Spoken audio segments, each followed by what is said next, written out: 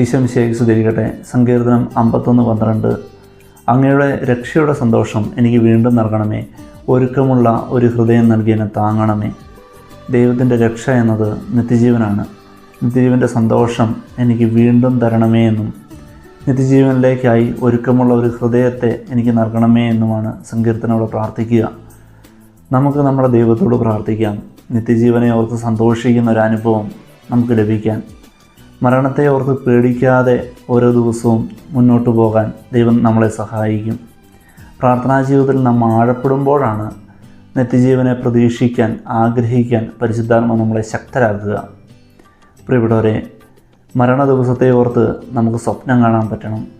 ഈശോയുമായി ഒന്നിച്ച് സ്വർഗത്തിലേക്ക് പോകുന്ന ആ മഹാ ദിവസത്തെ ഓർത്ത് നമുക്ക് ആനന്ദിക്കാൻ പറ്റുമ്പോഴാണ് യഥാർത്ഥത്തിൽ പ്രാർത്ഥനാ ജീവിതത്തിലാണ് എന്ന് ഉറപ്പിച്ച് പറയാൻ പറ്റുക.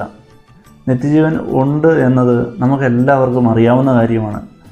പക്ഷേ വിശ്വാസത്തിന് ആഴപ്പെടാൻ നമുക്ക് പറ്റുന്നില്ല.